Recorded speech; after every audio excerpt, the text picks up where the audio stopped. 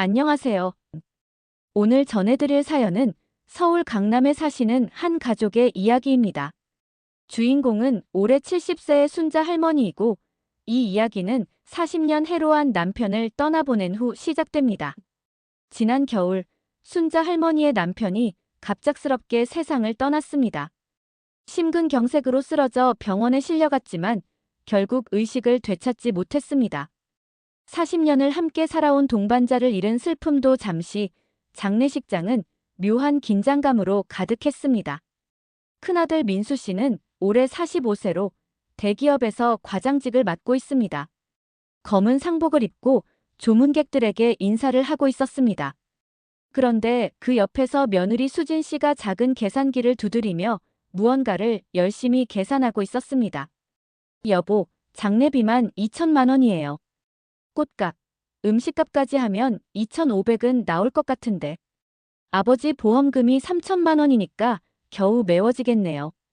수진 씨의 속삭임은 엄숙한 분위기와는 너무나 대조적이었습니다.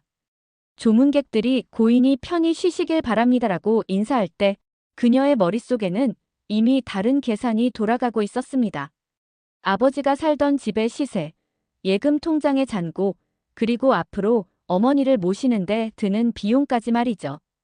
이때 둘째 아들 현우 씨가 나타났습니다. 36세인 그는 작은 사업을 하고 있는데 요즘 사업이 잘 안 되어 고민이 많았습니다. 아버지 영정 앞에서 절을 올린 후 형에게 다가가 속삭였습니다. 형, 아버지 유산 정리 언제 해요? 저도 빚이 좀 있어서 급한데. 이 말을 들은 민수 씨가 화를 벌컥 냈습니다. 야, 아직 장례도 안 끝났는데 무슨 소리야? 사람들이 다 듣잖아. 하지만 두 형제의 시선은 이미 관 앞에서 오열하고 있는 어머니가 아니라 아버지가 남긴 재산 목록에 가 있었습니다. 강남의 아파트 한 채, 예금 통장 몇 개, 그리고 아버지가 운영하던 작은 부동산 중개업소까지. 대충 계산해봐도 25억은 넘을 것 같았습니다. 장례를 치른 후 순자 할머니는 혼자 큰 집에 남겨졌습니다. 강남 대치동의 34평 아파트는 40년을 함께 살던 남편이 없으니 너무나 컸고 밤이 되면 더욱 무서웠습니다.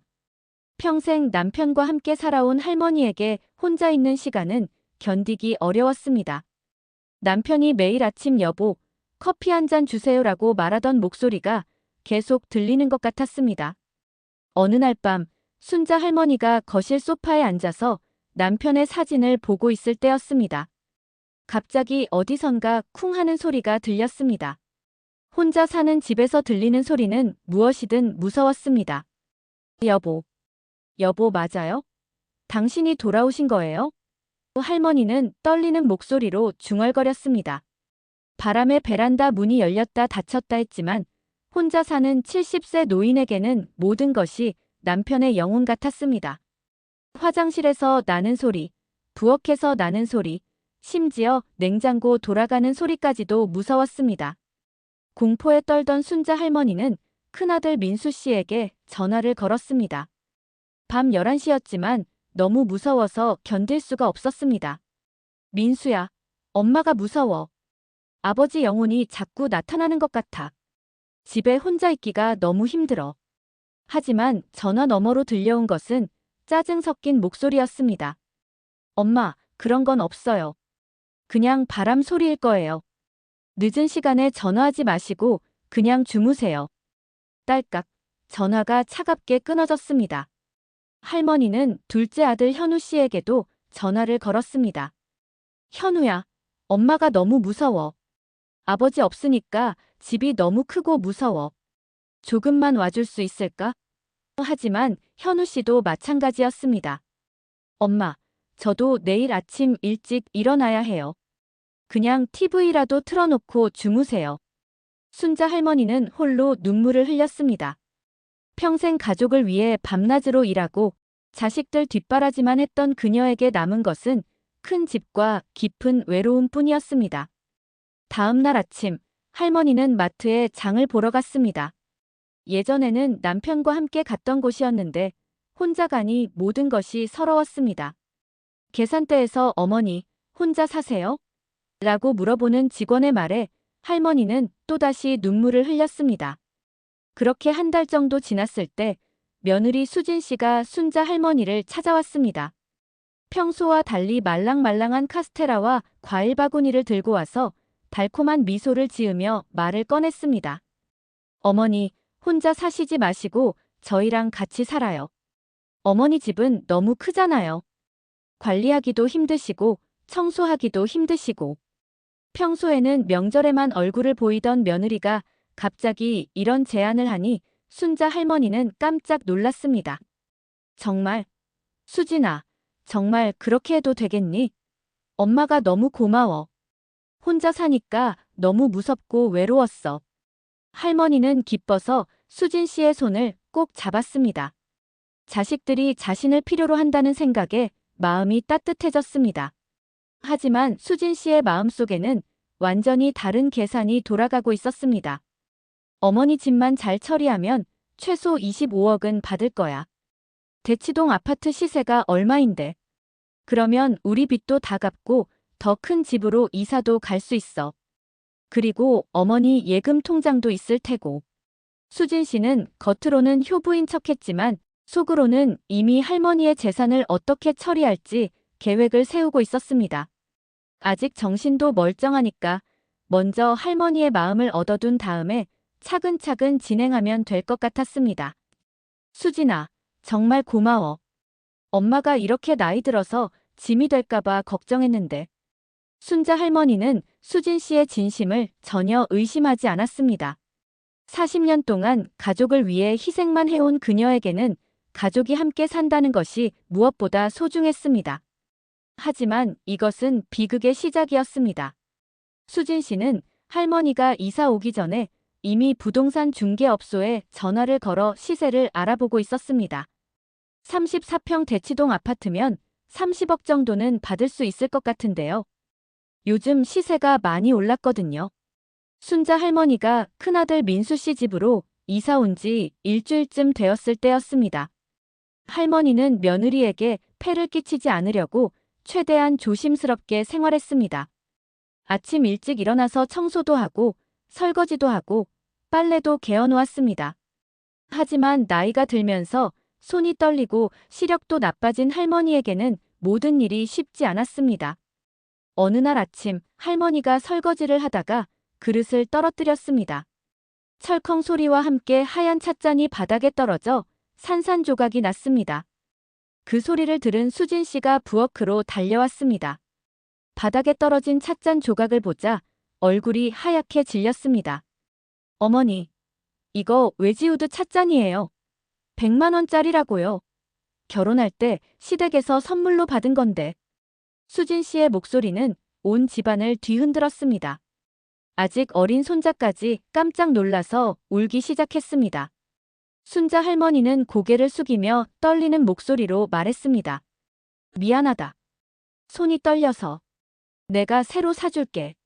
하지만 수진 씨는 멈추지 않았습니다. 매일 이런 식이면 어떡해요. 어제는 화장실 변기에 물이 넘쳤고 그저께는 음식을 흘려서 소파에 얼룩이 생겼고. 어머니, 저도 힘들어요. 이때 출근 준비를 하던 민수 씨가 나타났습니다. 할머니는 아들이 자신을 변호해 줄 것이라고 기대했지만 민수 씨는 어머니 편을 들지 않았습니다. 엄마, 수진이 말도 맞아요. 좀 더 조심하셔야죠. 우리도 살아야 하는데. 이 말에 순자 할머니는 큰 충격을 받았습니다. 평생 자식을 위해 희생해온 자신이 이제는 골칫거리가 되었다는 현실을 받아들여야 했습니다. 할머니는 더 이상 말하지 않고 조용히 방으로 들어갔습니다. 그날 밤 할머니는 화장실에서 실족해서 넘어졌습니다. 나이가 들면서 균형 감각이 떨어진 것도 있었지만 마음의 상처 때문에 집중력이 떨어진 것도 있었습니다. 쿵 하는 소리를 들은 가족들이 달려왔지만 할머니는 이미 바닥에 넘어져 있었습니다. 엄마, 괜찮으세요? 민수 씨가 할머니를 부축했지만 할머니의 이마에서는 피가 흐르고 있었습니다. 수진 씨는 한숨을 쉬며 말했습니다. 병원에 가야겠어요. 또 병원비 나오겠네. 그 말을 들은 할머니는 더욱 미안해했습니다. 자신 때문에 아들 가족이 힘들어한다는 생각에 마음이 아팠습니다. 병원에 가는 택시 안에서도 할머니는 계속 미안하다, 미안하다라고 중얼거렸습니다. 머리 부상으로 병원에 간 순자 할머니는 응급처치를 받은 후 추가 검사를 받게 되었습니다. 의사가 어머니 나이도 많으시고 최근에 건망증이나 다른 증상은 없으셨나요? 라고 물어봤기 때문입니다. 며칠 후 검사 결과를 들으러 간 할머니와 아들들에게 의사가 진단서를 내밀며 말했습니다. 경도 인지장애, 즉 치매 초기 단계 진단이 나왔습니다. 아직 일상생활에는 큰 지장이 없지만 앞으로 점점 진행될 가능성이 높습니다. 전문적인 돌봄이 필요할 것 같습니다.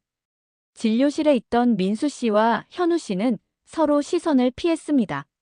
치매라는 단어가 주는 부담감이 얼마나 큰지 둘 다 알고 있었기 때문입니다. 민수 씨가 먼저 조심스럽게 말을 꺼냈습니다. 의사 선생님, 저희도 사정이 있어서 직장도 다녀야 하고 애들도 키워야 하고. 그러자 현우 씨가 재빨리 끼어들었습니다. 형이 모시면 되죠. 큰아들이니까 당연히 형이 책임져야지요. 야, 너도 아들이잖아. 왜 나만 책임져야 해? 민수 씨가 화를 냈습니다. 진료실에서 형제가 다투는 모습을 본 의사는 난처한 표정을 지었습니다. 이때 조용히 듣고 있던 순자 할머니가 가방에서 무언가를 꺼냈습니다. 낡은 지갑 속에서 나온 것은 요양보호사 자격증이었습니다. 나도 요양보호사 자격증 있어. 남편 아플 때 땄거든. 할머니의 목소리는 떨리고 있었습니다. 모두가 할머니를 놀란 눈으로 바라봤습니다. 할머니는 계속 말했습니다. 남편이 당뇨하고 고혈압으로 아팠을 때 병원에서 간병하는 게 너무 힘들었어. 그래서 복지관에서 요양보호사 교육을 받고 자격증을 땄지. 남편 돌보는데 도움이 되려고. 60대 후반의 나이에 공부를 시작해서 자격증을 딴 할머니의 이야기를 들으며 아들들은 잠시 말을 잃었습니다. 하지만 그들의 마음은 이미 정해져 있었습니다. 엄마, 그래도 이제는 쉬셔야죠. 치매도 시작되었는데. 민수 씨가 말했습니다. 현우 씨도 고개를 끄덕이며 맞아요, 엄마. 이제는 전문가들이 모시는 게 낫겠어요라고 말했습니다. 할머니는 자격증을 다시 지갑에 넣으며 고개를 숙였습니다. 평생 누군가를 돌보며 살아온 자신이 이제는 돌봄을 받아야 할 처지가 되었다는 현실이 너무 슬펐습니다. 눈치 빠른 수진이는 남편을 구워 삶아서 요양원을 알아보았습니다. 결국 순자 할머니는 요양원에 보내지게 되었습니다. 월 200만 원짜리 시설을 선택했습니다. 그나마 괜찮은 곳이라고 했지만 할머니에게는 감옥 같았습니다. 이사 가는 날 할머니는 평생 모은 물건들을 작은 가방 2개에 담아야 했습니다. 남편과 함께 찍은 사진들, 자식들 어렸을 때 사진들, 그리고 손때 묻은 성경책. 40년 동안 살아온 삶의 흔적들을 몇 개의 물건으로 압축해야 했습니다. 민수 씨가 할머니의 옷가지를 정리하며 눈물을 흘렸습니다. 엄마, 정말 미안해요. 잠깐만이에요. 상황이 좀 나아지면 다시 모실게요. 약속드릴게요. 순자 할머니는 쓸쓸하게 미소 지으며 아들의 머리를 쓰다듬었습니다. 괜찮다, 민수야. 엄마가 짐이 되는 게 맞지. 너희들도 살아야 하는데 엄마 때문에 힘들게 할 수는 없잖아. 엄마는 이해해. 요양원에 도착해서 할머니의 방을 정리하는 동안 요양원 직원이 다가와 말했습니다. 어머니, 이제 저희가 잘 모실게요. 걱정 마세요. 여기서 친구들도 많이 사귀시고 재미있게 지내실 거예요. 하지만 할머니는 대답 대신 고개만 끄덕였습니다. 평생 가족과 함께 살아온 그녀에게 낯선 사람들과 함께 사는 것은 상상할 수 없는 일이었습니다. 할머니가 요양원에 정착한 후 그 집은 조용해졌습니다. 수진 씨는 드디어 할머니의 집을 내놓았습니다. 29억에 계약했어요. 빚도 갚고 새 아파트 계약금도 넣을 수 있을 것 같아요. 민수 씨는 그날 밤 잠들지 못했습니다. 할머니가 혼자 요양원에서 무서워하고 있을 생각을 하니 마음이 아팠습니다. 하지만 현실적으로 어쩔 수 없는 선택이었다고 스스로를 위로했습니다.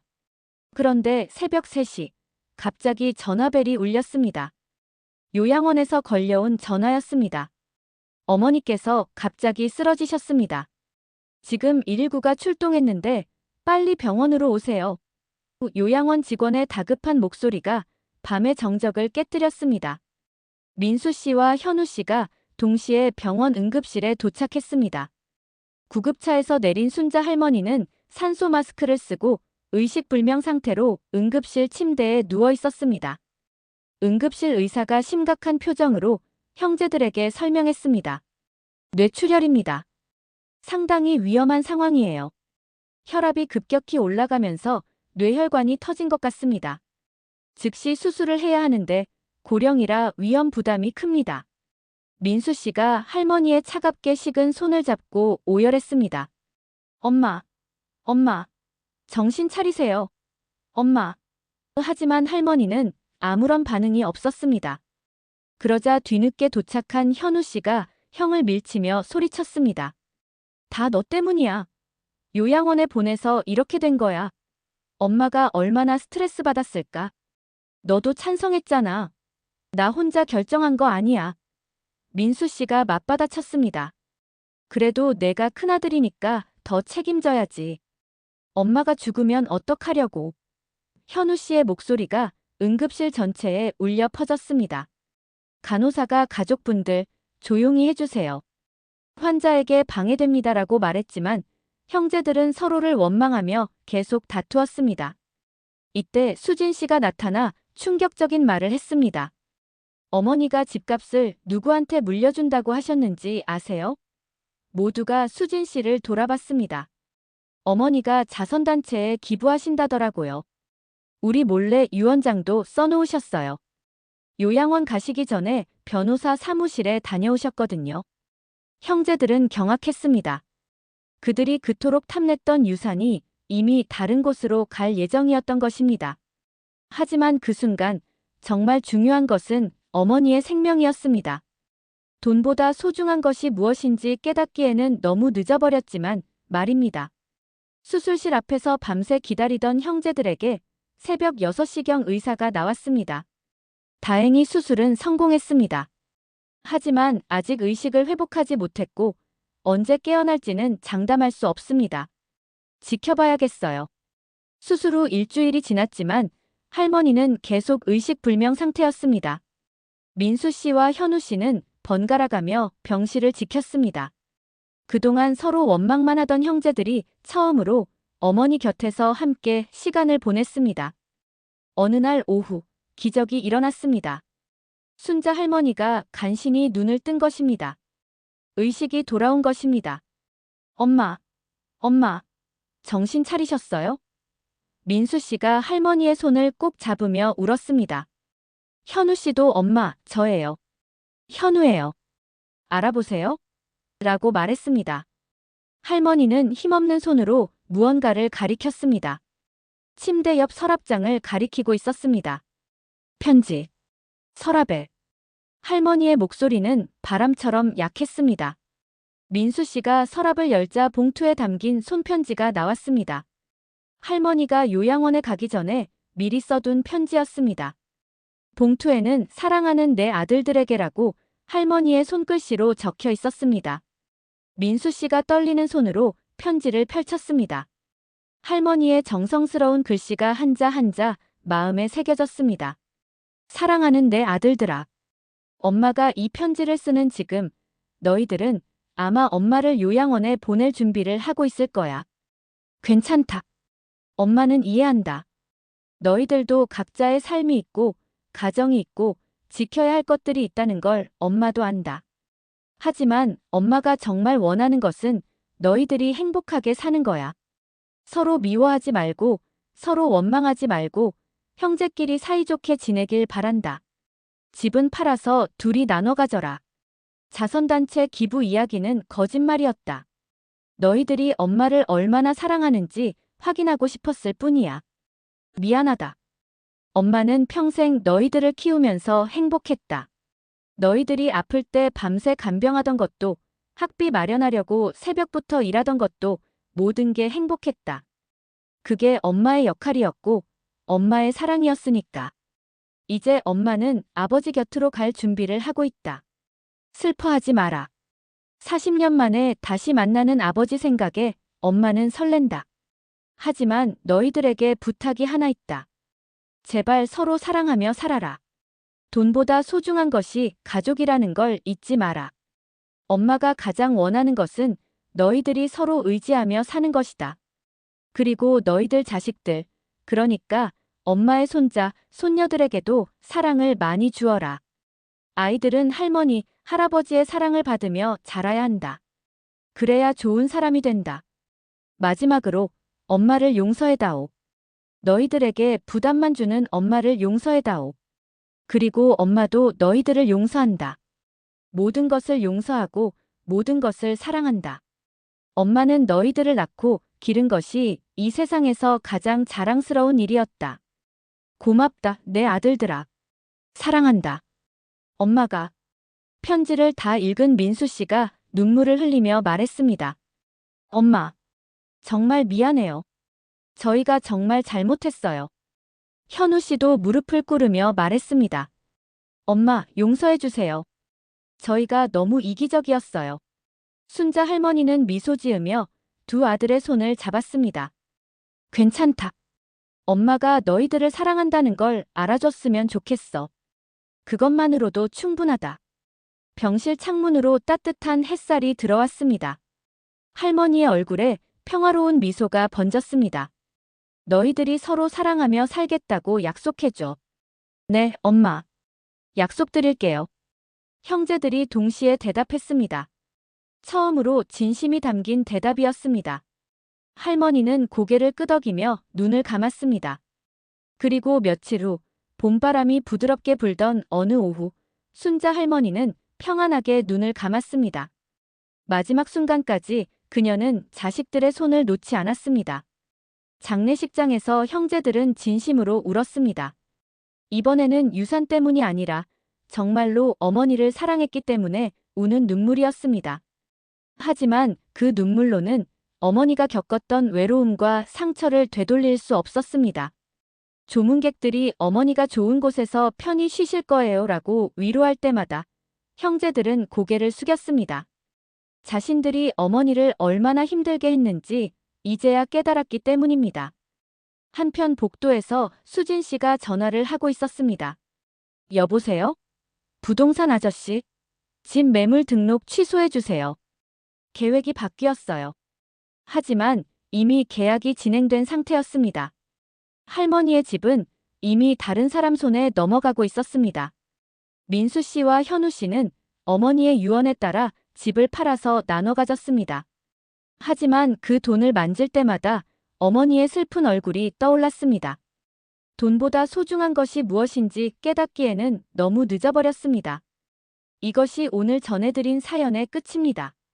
가족이란 무엇인지, 효도란 무엇인지, 그리고 진정한 사랑이 무엇인지 다시 한번 생각해보게 하는 이야기였습니다. 청취자 여러분도 부모님께 안부 전화 한 통 드려보시면 어떨까요? 안녕하세요, 엄마. 오늘 하루 어떻게 지내셨어요? 라는 간단한 말 한마디가 부모님께는 세상에서 가장 큰 선물이 될 수 있습니다. 지금 이 순간이 가장 소중한 시간일 수도 있으니까요.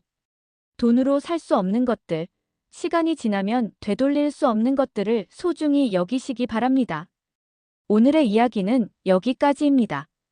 사연이 좋으셨으면 댓글에 한 말씀 부탁드립니다. 구독, 좋아요는 사랑입니다. 지금까지 시아였습니다. 감사합니다.